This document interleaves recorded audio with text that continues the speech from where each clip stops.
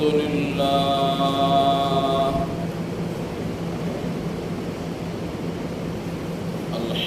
لله وكفى والصلاة والسلام على سيد الرسل وخاتم الأنبياء وعلى آله وصحبه وبارك وسلم، خصوصا على خلفائه الراشدين المهديين إلى يوم القيامة. أما بعد فأعوذ بالله من الشيطان الرجيم. بسم الله الرحمن الرحيم. شهر رمضان الذي أنزل فيه القرآن هدى للناس. صدق الله العظيم وصدق رسوله النبي الكريم، ونحن على ذلك لمن الشاهدين والشاكرين، والحمد لله رب العالمين.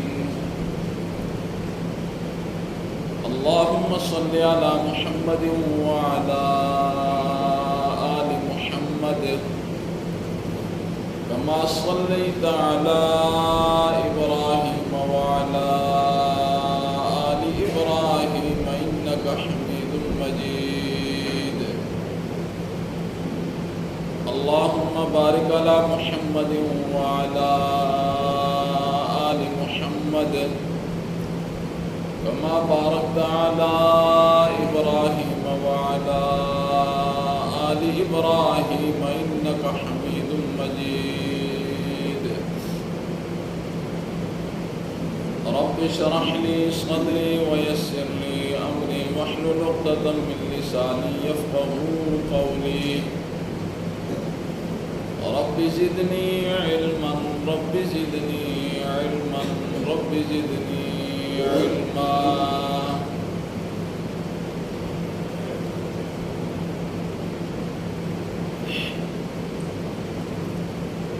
رمضان المبارک کی بالکل ابتدائی خطبے سے اور پھر اس کے بعد ہر خطبے میں نے آپ کے سامنے امام الانبیاء خاتم النبیین حضرت سیدنا محمد الرسول اللہ صلی اللہ علیہ وسلم کا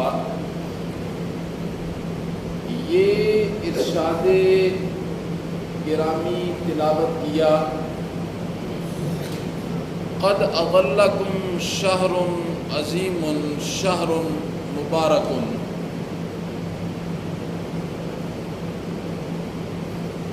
یہ بڑی عظمت والی گھڑیاں ہیں. مہینہ بڑا عظیم ہے اور بڑا مبارک ہے. آج کی اس مختصر نشست میں میں آپ کی خدمت میں یہ عرض کروں گا کہ اللہ رب العزت نے رمضان المبارک کے مہینے کو عظمتیں اور فضیلتیں کس وجہ سے بخشی. یہ جو رمضان المبارک کو اتنی عظمت ہے، فضیلت ہے، تو یہ اللہ نے کس وجہ سے بخشی. تو یاد رکھنا، یہ جو رمضان المبارک کو عظمتوں کے 4 چاند اللہ نے لگائے نا، اللہ کیا کہتے ہیں؟ شہر رمضان الذی انزل فیہ القرآن. اس کو عظمتوں کے 4 چاند اس وجہ سے لگے کہ اس مہینے کے اندر میں نے اپنا کلام جو نازل کیا ہے، کلام قرآن مجید، اس مہینے کو جو عظمت ہم نے عطا کی ہے وہ اپنے کلام کی وجہ سے عطا کی ہے۔ شہر رمضان الذی، رمضان کا مہینہ وہ ہے انزل فیہ القرآن، جس میں ہم نے قرآن مجید کو نازل کیا تھا۔ امام الانبیاء خاتم النبیین حضرت سیدنا محمد الرسول اللہ صلی اللہ علیہ وسلم کا ایک عمل مبارک، اسے میں حدیث کی روشنی میں آپ کے سامنے رکھوں گا۔ امام الانبیاء نے فرمایا کہ جبرائیل رمضان المبارک کی ہر رات، حضرت جبرائیل رمضان المبارک کی ہر رات میرے پاس آیا کرتے تھے، اور میں اور حضرت جبرائیل قرآن مجید کا دور کیا کرتے تھے۔ قرآن مجید کے دور کرنے کا کیا مطلب؟ یعنی امام الانبیاء فرماتے ہیں پہلے میں جبرائیل کو سناتا، پھر جبرائیل مجھے سناتے، یعنی یہ معمول پورا رمضان المبارک کے اندر رہتا، اور عام دنوں کے اندر یہ معمول نہیں ہوتا تھا۔ عام دنوں کے اندر یہ معمول نہیں ہوتا تھا۔ رمضان کی ہر رات میں جبرائیل میرے ساتھ آ کے قرآن مجید کا دور کرتے۔ اس سے آپ اندازہ لگا سکتے ہیں کہ رمضان المبارک کے مہینے کو جو اللہ رب العزت نے عظمتوں سے نوازا، فضیلتوں سے نوازا، اس کی بنیادی وجہ کیا ہے کہ اللہ کہتے ہیں اس کے اندر ہم نے اپنا کلام جو نازل کی ہے، اس کے اندر ہم نے اپنا کلام نازل کیا ہے۔ اللہ اکبر۔ اور امام الانبیاء نے فرمایا کہ اللہ رب العزت کے قرب کا، اللہ رب العزت کے قرب کا سب سے بڑا جو ذریعہ ہے وہ کیا ہے، جس سے ہر انسان کو اللہ رب العزت کا قرب حاصل ہوتا ہے؟ دیکھیے، روزے کی حالت یہ بھی اللہ کے قرب کا ذریعہ ہے۔ روزے کی حالت، حدیث کے اندر کیا آتا ہے؟ الصوم لی وانا اجزا بہ، روزہ میرے لیے اور میں ہی روزے کی جزا ہوں۔ اس سے بڑی عظمت روزے کی کیا ہو سکتی ہے؟ اللہ نے فرمایا روزہ میرے لیے اور میں خود روزے کی جزا ہوں، باقی جتنے عمل ہوں گے اللہ کہتے ہیں میں فرشتوں کے ذریعے سے اس کا بدلہ مخلوق کو دلواؤں گا۔ لیکن جب روزے کی باری آئے گی نا، روزے کی باری، اللہ کہتے ہیں نہ، اس کا اجر فرشتوں کے ہاتھ سے نہیں دلواؤں گا، بلکہ میں خود ہی اس کا اجر دوں گا، میں خود اس کا اجر دوں گا۔ تو حالت روزہ ایک خود قرب الہی کا ذریعہ ہے، اور یہ نور ہے۔ اور دوسری چیز ہے تلاوت قرآن، تلاوت قرآن، اللہ اکبر، یہ بھی نور ہے۔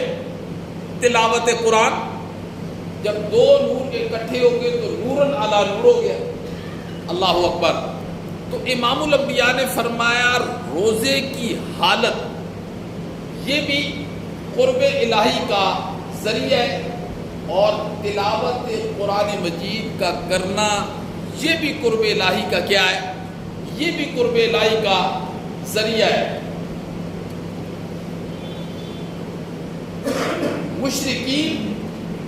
مشرکین مکہ، اللہ نے فرمایا نا کہ تلاوت قرآن قرب الہی کا ذریعہ ہے۔ اب مشرکین مکہ قرب الہی کا ذریعہ کسے سمجھتے تھے؟ خود قرآن نے ذکر کیا ہے، خود قرآن نے ذکر کیا ہے کہ مشرکین مکہ معبودان باطلہ کے سامنے، بتوں کے سامنے سجدے کرتے، انہیں عالم الغیب سمجھ کر، مختار کل سمجھ کر سجدے کرتے، پھر طواف کرتے، ان کے نام کی نظر و نیاز دیتے۔ امام الانبیاء نے ان سے پوچھا کہ یہ کیا کر رہے ہیں آپ، یہ کیا کر رہے ہیں؟ آگے سے انہوں نے جواب دیا، ما نعبدہم الا لیقربونا الی اللہ زلفیٰ، ہم ان کی پوجا پاٹ اس لیے کر رہے ہیں کہ ہمیں اللہ کا قرب نصیب ہو جائے، ہم ان کی پوجا پاٹ اس لیے کر رہے ہیں کہ ہمیں اللہ کا قرب نصیب ہو جائے۔ اللہ نے فرمایا میرا پیغمبر انہیں کہیے اللہ کا قرب تو تمہیں نصیب نہیں ہوگا، رحمان کا قرب تو تمہیں نصیب نہیں ہوگا، شیطان کا قرب تمہیں نصیب ہو جائے گا۔ اللہ کہتے ہیں میرا قرب اگر تم نے حاصل کرنا ہے تو پھر تمہیں تلاوت قرآن کرنی پڑے گی، تلاوت قرآن۔ اللہ اکبر۔ امام الانبیاء نے فرمایا کہ سب سے زیادہ اللہ کا قرب حاصل کرنے والی وہ چیز ہے جو اللہ کے اندر سے باہر نکلی ہے، جو اللہ کے اندر سے باہر نکلی ہے۔ یہ کلام اللہ ہے، کلام اللہ، اور یہ اللہ کی صفت ہے۔ جب مشرکین مکہ نے یہ کہا تو رسول اللہ صلی اللہ علیہ وسلم نے فرمایا معبودان باطلہ کے سامنے انہیں عالم الغیب اور مختار کل سمجھ کے سجدے کرنا اور ان کے نام کی نظر و نیازیں دینا اور ان کے سامنے معتکف ہو کر بیٹھ جانا، اس سے رحمان کا نہیں شیطان کا قرب حاصل ہوتا ہے۔ رحمان کا قرب حاصل کرنا ہے تو کیا فرمایا؟ قرآن مجید کی تلاوت۔ اور حدیث کے اندر آتا ہے اللہ اکبر، افضل عبادت امتی قراءۃ القرآن، افضل عبادت امتی قراءۃ القرآن، میری امت کی سب سے افضل جو عبادت ہے نا، سب سے افضل عبادت وہ قراءۃ قرآن ہے، یعنی قرآن مجید کی تلاوت ہے۔ اور یہ رمضان کے ساتھ خاص نہیں ہے تلاوت قرآن، رمضان میں تو اجر اللہ زیادہ دیں گے نا، ورنہ یہ زندگی کے ہر حصے اور ہر موڑ پر تلاوت قرآن یہ اس امت کا بہت بڑا اللہ رب العزت کی طرف سے ایک انعام ہے، ایک انعام ہے۔ اسی لیے رسول اللہ صلی اللہ علیہ وسلم نے فرمایا افضل امتی، افضل عبادت امتی قراءۃ القرآن۔ اللہ اکبر، کہ میری امت کی سب سے افضل عبادت وہ کیا ہے؟ قرآن مجید کی تلاوت ہے۔ دیکھیے ایک حدیث کے اندر آتا ہے رسول اللہ صلی اللہ علیہ وسلم نے فرمایا الدعاء مخ العبادہ، الدعاء مخ العبادہ، دعا ہے نا، دعا یہ ساری عبادت کا مغز ہے، نچوڑ ہے، لب لباب ہے، خلاصہ ہے، مکھ ہے۔ یہ امام الانبیاء نے الدعاء مخ العبادہ۔ اللہ اکبر، ایک بندہ عبادت کے بعد دعا کرتا ہے، اور امام الانبیاء نے فرمایا کہ دعا تو یہ ساری عبادت کا مغز ہے۔ وہ اللہ سے مانگتا ہے، التجائیں کرتا ہے، چولیاں پھیلاتا ہے، درخواستیں کرتا ہے، وہ اس کا دل ہے، وہ مانگتا ہے۔ لیکن امام الانبیاء نے فرمایا کہ ایک بندہ تلاوت قرآن میں مصروف رہتا ہے، اس کے دل میں آتا ہے میں بھی دعا کروں، میں بھی دعا کروں۔ اللہ نے فرمایا تلاوت قرآن کی مصروفیت کی وجہ سے وہ دعا نہیں کر سکتا۔ اللہ نے فرمایا روئے زمین پر مجھ سے مانگنے والے جتنے لوگ اپنی التجائیں میرے سامنے رکھتے ہیں، اللہ نے فرمایا سب سے زیادہ اسے دوں گا، قرآن کی مصروفیت کی وجہ سے دعا نہیں کر سکا، پھر اللہ نے فرمایا وہ بھی دوں گا جو اس نے نہیں مانگا، وہ بھی دوں گا جو اس کے دل میں بھی کبھی نہیں آیا۔ اللہ اکبر، افضل عبادت امتی قراءۃ القرآن، میری امت کی سب سے افضل عبادت کیا ہے جی؟ وہ قرآن مجید کی تلاوت ہے۔ اور یہ رمضان کے ساتھ خاص نہیں ہے، رمضان کے ساتھ یہ خاص نہیں ہے، یہ موت سے پہلے پہلے جو وقت اللہ نے دیا ہے، اللہ رب العزت سے توفیق مانگ. دیکھیے ہر کام اللہ کی توفیق سے ہوتا ہے، اللہ کی تو. ورنہ کئی ایسے لوگ ہیں جو بڑا خوبصورت قرآن پڑھ سکتے ہیں، بہت خوبصورت قرآن پڑھتے ہیں، لیکن شاید انہوں نے زندگی میں ایک مرتبہ بھی قرآن محبت کے ساتھ ختم کیا ہو، وقت پڑھتے نہیں ہیں. تو اللہ سے توفیق. اور بعض ایسے لوگ ہیں جو قرآن مجید اتنا اچھا نہیں پڑھ سکتے لیکن وہ پڑھتے رہتے ہیں. تو یہ اللہ کی توفیق سے یہ ساری چیزیں ہوتی ہیں، اللہ کی توفیق سے. اللہ سے بندے کو توفیق بھی مانگتے رہنے چاہیے. اللہ اکبر. امام الانبیاء نے فرمایا کہ دو چیزیں قیامت والے دن اللہ کے حضور سفارش کریں گے. سفارش. اور امام الانبیاء نے فرمایا کہ اللہ ان کی سفارش کو رد نہیں کریں گے. سفارش کو رد نہیں کریں گے. ان میں پہلی چیز ہے روزہ.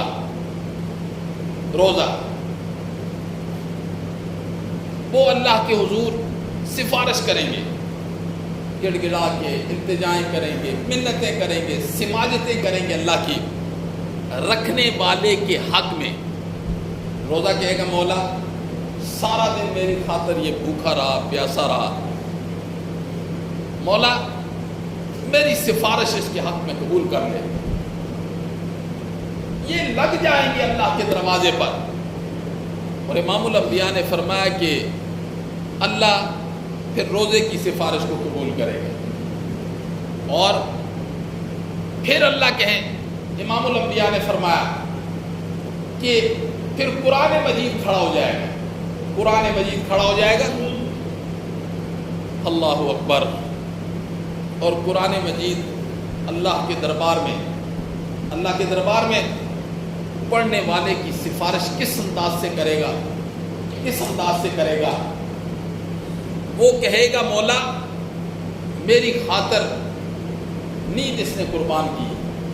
دیکھیے جب انسان روزہ افطار کرتا ہے نا، روزہ پانی پیتا ہے، خوراک کھاتا ہے، جسم میں اس قدر سستی اور کاہلی آ جاتی ہے کہ بندہ کہتا ہے بس میں اب سو ہی جاؤں، میں کیا کروں، سو ہی جاؤں.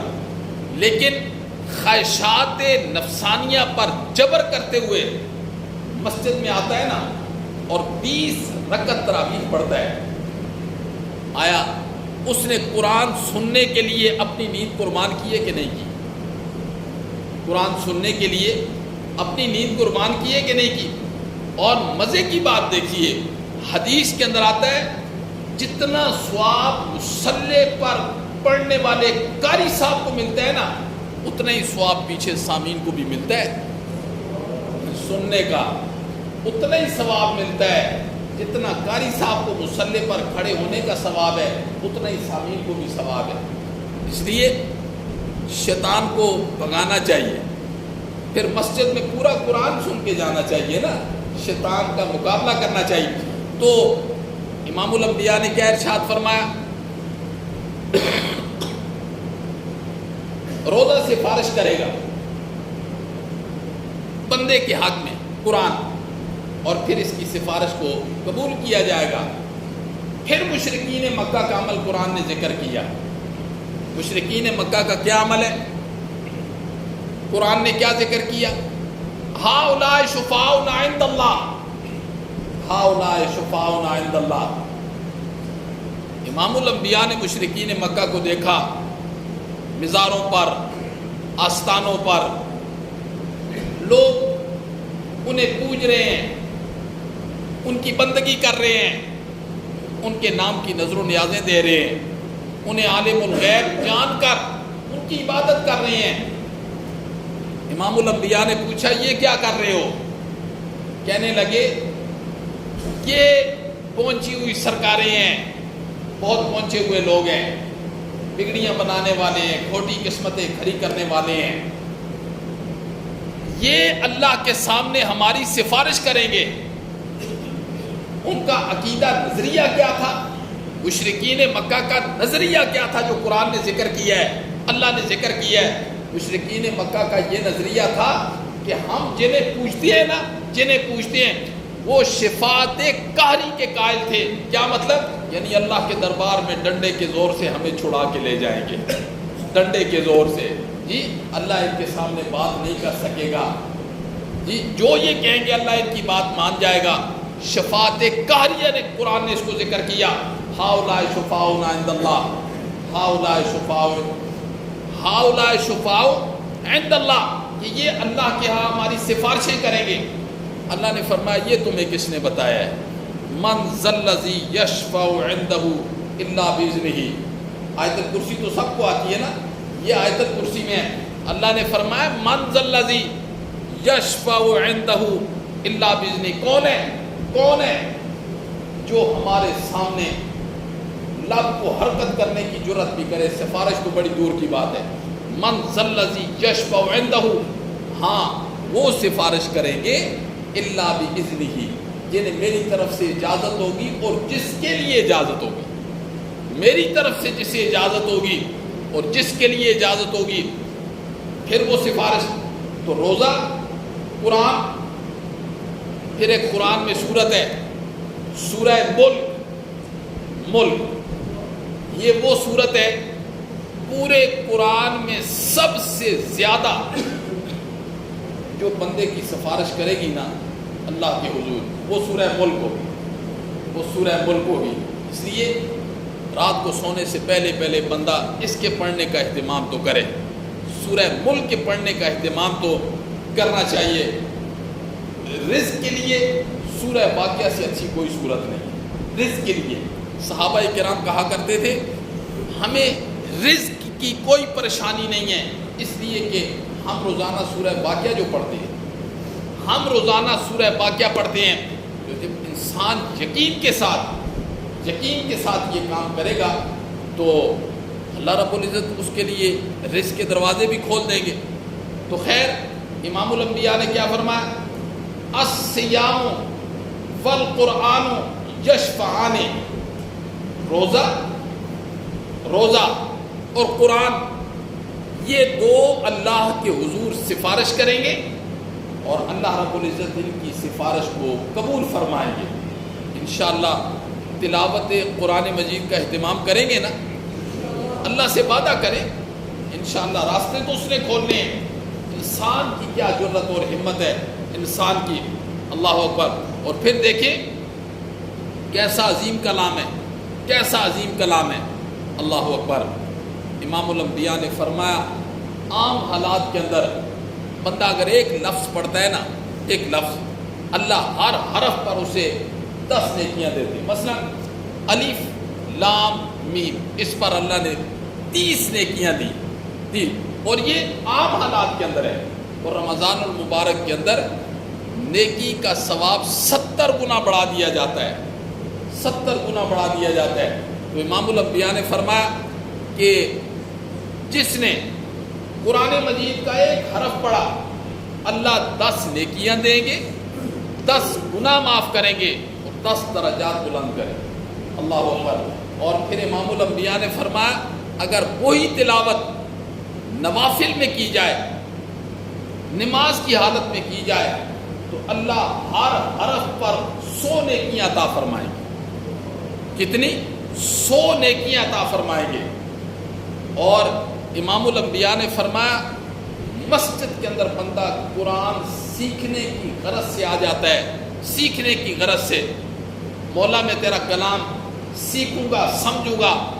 اللہ نے فرمایا پھر ہر لفظ پر عام حالات میں 10 نیکیاں نہیں ہیں، پھر 700 نیکیاں، 700 نیکیاں۔ اللہ نے فرمایا پھر تمہارا اخلاص دیکھوں گا، واللہ یضاعف لمن یشاء بغیر حساب، پھر میں اپنی عظمت کے مطابق تمہیں اجر دوں گا، اللہ۔ اور رمضان مبارک میں اگر کوئی بندہ نماز میں کھڑا ہو جاتا ہے، نماز قرآن پڑھنا شروع کر دیتا ہے، تو رمضان میں ایک نیکی کا ثواب کتنا؟ 70 گنا بڑھا دیا جاتا ہے۔ تو گویا ایک حرف اگر نماز میں کھڑے ہو کر پڑھے گا تو اللہ 7000 نیکیاں دیں گے، 7000 گناہ معاف کریں گے۔ اور 7,000 اللہ اس کے درجات کو بلند کر دے. للہ خزائن السماوات والارض، زمین و آسمان کے خزانوں کا مالک کون ہے؟ بولو اللہ ہے. زمین و آسمان کے خزانوں کا مالک کون ہے؟ اللہ ہے. اللہ. اور امام الانبیاء نے کیا ارشاد فرمایا؟ اللہ قیامت کی صبح تک اس مخلوق کو رزق کھلا رہا ہے نا، کھلا رہا ہے، دے گا. فرمایا قیامت کی صبح تک مخلوق کھاتی رہے گی اور اللہ رب العزت کے خزانے میں اتنی کمی بھی نہیں آئے گی جتنی کہ سوئی کو پانی میں ڈبو کے باہر نکال دیا جائے. جتنا پانی اس کے ساتھ لگتا ہے اللہ کے خزانوں میں اتنی کمی بھی نہیں آتی. لیکن کاش ہم رب کو پہچاننے والے بن جائیں، رب کو پہچاننے والے بن جائیں. اگر ہم رب کی پہچان کا ارادہ کر لینا، بخدا صرف اللہ کی پہچان کا ارادہ کرنا ہمارا کام ہے. ایک ایک قدم پر اللہ ہمیں اپنی پہچان کروانی شروع کر دے گا. ایک ایک قدم پر اللہ ہمیں پہچان کروانی شروع کر دے گا. یہ قرآن مجید تو اللہ رب العزت کا کیا ہے؟ کلام ہے. کلام یہ اللہ کی صفت ہے، یہ اللہ کے اندر سے باہر نکلا ہے. اللہ اکبر. اس لیے انسان کو قرآن مجید کے ساتھ محبت کرنی چاہیے اور قرآن مجید کو اپنی زندگی کا ساتھی بنا لینا چاہیے. اور دیکھیے یہ ثواب انگریزی پڑھنے پر ہے، ایک ایک لفظ کدھر ہے؟ نہیں ہے نا. کتنے پیسے دے کے ہم وہ پڑھتے ہیں. وہ دنیا دیکھو، دنیا کی تعلیم اچھے اچھے سامان بنانا سکھاتی ہے اور نبی پاک کی تعلیم اچھا انسان بنانا سکھاتی ہے. یہی فرق ہے نا.